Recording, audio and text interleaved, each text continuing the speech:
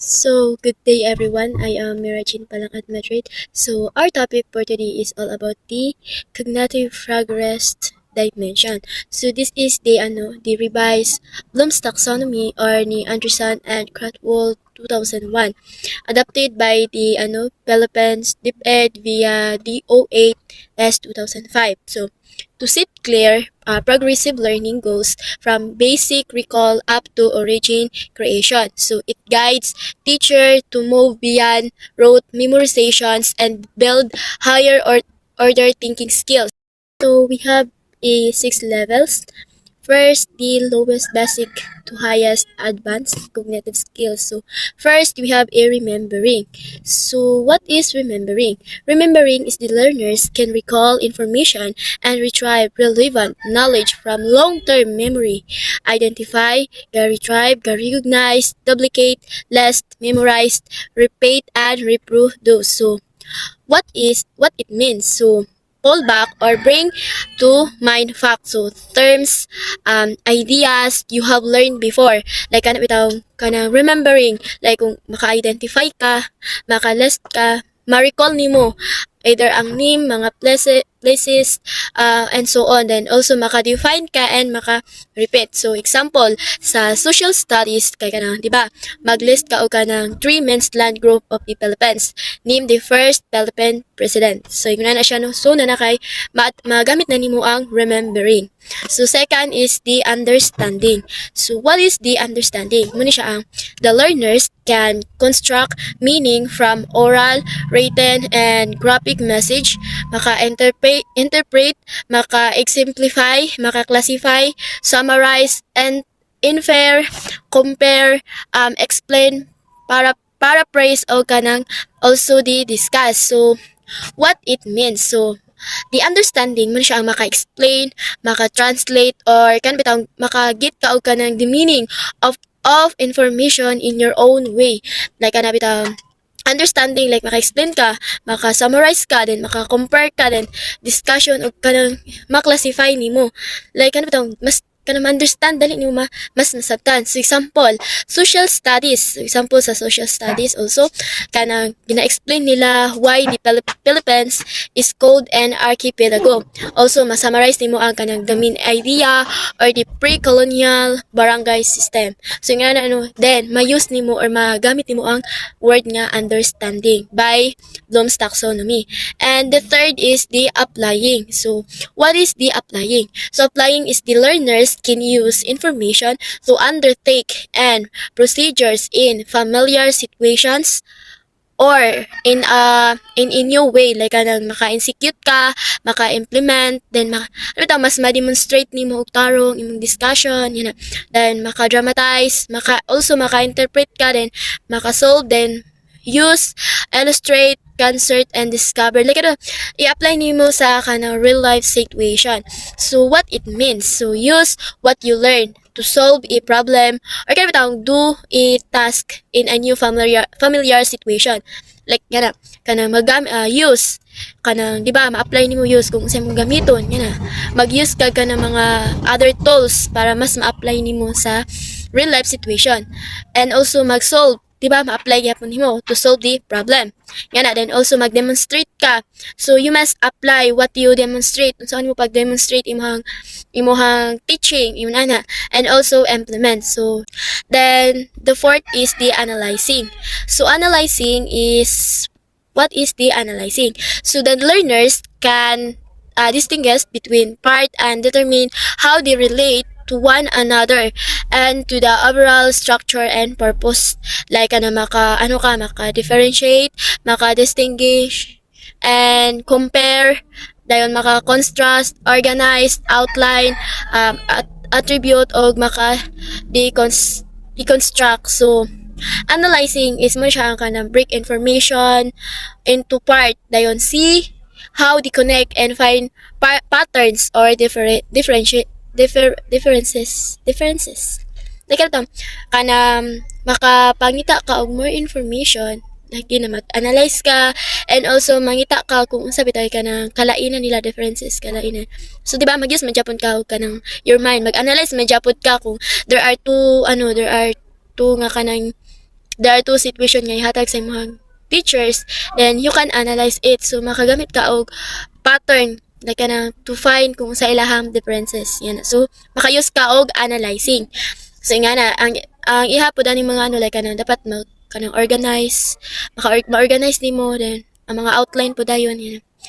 Sample yan kay kanang o diba like kanang ang sample kay compare the rules of Dato, Maharlika and Aliping in pre-colonial society. Then also kanang i-analyze nimo kung how geography affected the livelihood of early Filipinos. So like what I said nga kanang diba, using analyzing, i-compare nimo kung unsay kalahian sa Dato ug sa Maharlika and also sa Alipin or Aliping yan na. So diba maka-use ka og kanang mag-analyze ka ba kung unsa bitaw ilang kalainan. So mag-find ka two patterns. Yun ana. So number 5 is the evaluating. So what is the evaluating? The evaluating is the learners can make judgment and justify decision or coordinate, measure, detect, define, judge, argue, debate, critique, appraise og kanang evaluate. So evaluating is kanang give your judgment, kanang opinion or kanang critique and support it with reason. Niya na bitaw, like bitaw evaluating kanang mag-judge ka, kanang mag ano ka sa debate. Niya na bitaw, mag-define ka kung kanang unsay sakto, unsay dili niya na. So example ani niya kay kanang judge if the early barangay justice system was fair or not.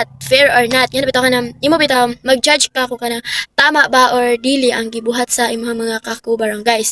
And also mag-justify ka why we should protect our Philippine natural resources. Yan na. And lastly is the creating. So what is the creating? Creating is the learners can put elements together to form a functional whole, then create a new product or point of view. Maka-generate, hypothesize, plan, design, develop, produce, construct, formulate, assemble, design, and the device. So, creating is kanang combine ideas to make something new, original, or a new plan or kanang point of view. Kanang bitaw magkanang kuntahay na solve na nimo yung problema. So mag-create na pud ka og another problem nga imo na pong i-solve. Yun ana siya no, dapat maka-compose ka, maka-plan ka, maka-design ka, and also kanang bitaw na i-purpose gihapon nganong nag-create ka na. So yan ito. And another example kay design a poster showing how we can help our local community. Write a short script about kanang how to solve conflict like early Filipinos did. Kanang i-differentiate nato tong lower versus higher order critical thinking, which is katong unom ka diba na unom ka dimension. We have diba nato sila lower and higher order thinking. So first katong sa lower order thinking skills, we have katong remembering, understanding, and applying. So kanang tulo ga-focus na siya kanang mag-absorb, grasp, and mag-use na siya og existing knowledge. And second is katong higher order thinking skills, which is ang analyzing, evaluating, and the creating. So kana pud sila tulo ga-focus na sila og think critically, judge wisely, and build og new ideas. So that's all for my first topic. Thank you. And now, let's move on to the plan for assessment. So, what is how to plan for assessment? So, this section lay out the 5 key questions teachers must answer to create fair, aligned, and meaningful assessment aligned with DepEd K-12 standards. So, how to plan for assessment? So, good assessment strategies. Guys, start na siya with the learners in mind. Good teachers will keep the following questions in mind when planning for assessment. Moreover, teacher must always carry with them the principles that assessment must be aligned with what the curriculum requires. Ayun na siya. So, assessment must always serve the learners and match what the curriculum requires. So it is not just about giving grades. It guides teaching and helps students grow. So first we have what is to be assessed. So assessment instrument should always be valid by clearly defining the elements of what is expected among students, particularly on their knowledge or skills. So in order to craft appropriate assessment methods, teachers must be very specific about what they want to assess. So, be specific on exactly what knowledge, skills, or value kanang we are checking or you are checking. So tools are only valid if they measure exactly what you what you intend or measure or kada taong paunsa ni mo maka ng ma-exact measure or not something else. So yan na siya no, like na mag-assist ka sa students ability like na to explain the rights duties of Filipino citizens. Dili kay ka na bitaw, dili kay ka nang maghatag ka og kanang mga hard story quiz just to check if they can write neatly. Nga na kanang dapat jud kana bitaw malinaw kung ano mismo ang susukatin. Yan na. No. So halimbawa, kaya ba nilang ipaliwanag ang mga karapatan, hindi lang kung maging magaling silang magsaulo ng pizza. Oh, yun na. So second one is the what is the purpose of the assessment? So sa the purpose sa assessment. So the manner of assessment gadepend siya on its purpose. So magdepende siya sa kung unsay purpose ana. Hence, teacher must always be aware of the reason of such assessment. Formative ba if they want to gather data to improve instruction, or summative ba if they want to collect information for evaluation. So, yun na siya, no? There are two parts of the kanang purpose assessment, which is the formative, which is mag-gather ka og data para mas ma-improve nimo ang instruction, or summative ba if kanang mag lang ka, gusto lang ka mag-collect og information para sa evaluation. So yun ana siya no. So di ba ang formative assessment mo na siya ang done during teaching. Kanang humana ka o kanang tudlo or kanang discuss to spot grabs dayon mas kanang ma-improve imong lesson, and also kanang mag-help kay students learn better. No need for high stick or kanang dili na kailangan og kanang high grades, while ang summative assessment mo na siya ang done after lesson or kanang unit, kanang humana after na sa kanang tanan na imong discussion or unit. Mo ni siya kanang mag-evaluate na ka sa final learning and maghatag na ka og grades or kanang mag-rating na ka. Example, sa formative kanang quick poll or kanang thumbs up or down kanang after discussion ang barangay government to see if you need to explain again like kanang mag thumbs up ka or mag thumbs down yun na. Then ang example po sa kanang summative kay kanang end of chapter test or project kanang grade na ka after finishing the whole topic kanang maghatag na ka og grado nila if kanang mahuman na jud mo ang tanan nga discussion ug mag-evaluate na dayon ka. Ayan na siya no, like kanang ginagawa ba ito para malaman kung ano ang kailangang ituro or para lagyan ng marka ang natutunan nila. So yun na. So the third one is kanang what assessment tools kanang will be best provide the information we need. So unsa daw nga assessment tools kanang best daw nga kanang maka-provide sa atong information nga kanang kailangan jud nato. So assessment instrument will always be kanang magdepende ra gyapon siya on what is to be assessed. For example, KWL or what I know or what I want to know or what I learn kana siya is a form of formative assessment. Dayon mag-use ka to determine learners' extent of knowledge about an issues. Dayon ang teacher can portray their innovative sense by crafting their own assessment tools in the context of their teaching. So, kani siya kanang mag-match dapat ang tool to your target. Like don't just use quizzes for everything. Dili lang bitaw kay permera ka magpa-quiz. Like dapat kung unsa nga tools imong gigamit, mag-match na siya kung unsa imong target nga discussion. Like if checking prior knowledge katong KWL nga chart, like atong what I know, what I want to know or what I learned kanang if mag-checking na kag map reading skills, like dapat kana kay ng actual map activity. Then if kanang checking ability to debate, dapat na kay role play or na kay panel nga discussion. Nya na. So dapat piliin ang paraan na pinakaangkop, hindi laging pagsusulit. Kung kailangang ipakita ang gawa, gumamit ng proyekto. Kung kailangang pag-usapan, gumamit ng talakayin. Yan na. So ang number 4 is the who will collect the data? Kinsa day ang ga-collect sa data? So teachers, students, or outside judge? So unsa ba? Ang teacher ba daw, ang students, or kanang outside sa judge? So assessment itself has changed over the past years. Teachers might as well get updated on the data gathering processes. 2.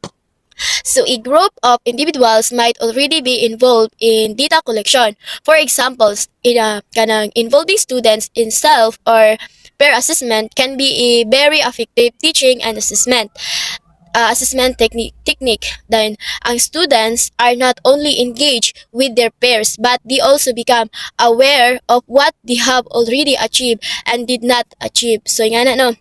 So, kanang ang teacher don't have to do it all alone. Like kanang dili lang tanan teacher na lang jud ang muhimo. Like nadap mo siya kalainan. Different sa people help students learn more. Like ano dapat you are teacher, we are a future teacher, we must be help our students, our learners, kaya mas daghan pa silang matun-an nagikan sa atua. Yan na siya no. Dapat ang teacher mag-graded formal work. Like ano fair lang. Like ano walay bias, like ano walay favoritism, abi kay kanang favorite na ko si Pulano kay mas tagaan ako siya dako na grade, favorite ako si Pulana, tagaan ako siya mas dako na grade nga. Dapat teacher you should grade formal work. Like kanang maghatag ka grado nga formal kanang fair nga na. Then self-assessment, student check their own progress. Like kanang as students, like kanang gina-check po nimo yung kagalingon ba na kanang ni-grow ba ka or nagpabilin ra ba ka nga diha ra gihapon. Pero dapat as students, yun na dapat dili lang pwede nga diha ra kataman. Dapat mag-grow pud ka like kanang what did I do well? What do I need to improve? Nga na bitaw like i-question nimo imong kagalingon na unsa day kailangan ako na mas ma-improve pa nako akong kagalingon para mas dali na ako ni matun-an, yun ana. So, taas dapat tayo peer assessment. Like, kanang classmate give kind, helpful feedback to each other. Yun ana. Like, kanang dapat, sa inyong whole classrooms, dapat kanang igsuon mo dira. Like, kanang you must kanang maghatag ka kanang mga advice, mga feedback og tabang kanang sa imong mga classmate. Kanang be kind, nga bitaw be patient, yun ana.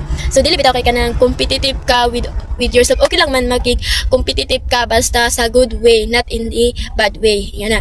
Dayon sa external nga kanang expert kay kanang di ba? Sa community leaders, ang other teacher or kanang parents for special projects, kay kanang bitaw like kanang di ba sa community leaders kay sila jud ang kanang mga like sa sa mga sa community leaders like sa kapitan sila ang mangulo bitaw sa yung barangay sila bali ang mag-guide sa mga katawhan sa inyong barangay which is the community leaders or the punong barangay yun ana sila to ang magplano kung excuse me magplano kung unsay bitay mas maayo sa inyong barangay yun ana. So, example, kay after a group presentation about sa local heroes, students first rate their own work, then mag-give dayon og kanang feedback to their group mates, then before the teacher give the final score. O, yan na. Mas dindot medyo na kanang antahay na may presentation. Tas imong kanang ang first yun na maghatag og kanang feedback like imo bitaw mga group mates ina na like bitaw brainstorming kuno ha yun na. Then after that the teacher dayon syempre siya na mag-finalize maghatag sa inyong final score yan na no. So manay na kapag kasama ang mga mag-aaral sa pagsusuri mas naiintindihan nila kung saan sila magaling at saan pa kailangang magsanay yan na. So the last one is how often and when will the data be collected yun na siya. So, dapat mag-collect ng data. To be an effective assessment planner, you must keep in mind that teacher need to assess all the time. Yes, it just depends on the objectives or specific lesson and on what knowledge or skills you want your learners to achieve. Basically, assessment and when the favorable outcomes are achieved. So, yan na siya. So, kanang mo ni siya ang ga-assist as the right time. When it fit the lesson goals, not just on a fixed schedule. Like, imong stop ang assisting once your confirmed students have mastered the target. So, example, check, understand, write after a tricky lesson on taxes or sa kanang government na funds dayon. Or do not give a test on the first day of the topic. Pero there are some teacher yun nga akong nakagabantayan nga kanang maghatag bitaw sila kanang surprise quiz sa mata kanang first day of school or kanang kantahay wala pa sila nakadiscuss sa topic maghatag sila kanang surprise quiz like gina-test nila ang mga learners ba or students sa kanang napabas like kanang stock knowledge about sila mga past lessons. Yun na. Then, other example is, once most students can correctly explain the topic, you can move forward instead of resisting repeatedly. Like, ano to? Pag once na gali na makabantayan na nimo ang learners or students sa kanang maayo na kay silang ma-explain, so dapat ikaw as a teacher dapat you should kanang move forward na kanang mag-discuss ta kag lahi nga topic, dili kay kadto pabalik-balikon lang nimo ang discussion na dapat mangita na pud ay mag na pud ka mag next chapter na pud ayon ka, pero dapat nahuman na to nga topic yun na siya no. And kanang huwag magbigay ng pasusulit ng walang dahilan, yan na. Gawin ito kung kailangan talagang malaman kung natutunan na ba nila ang aralin. So yun na siya no. And yes, that's all for my topic, and thank you so much.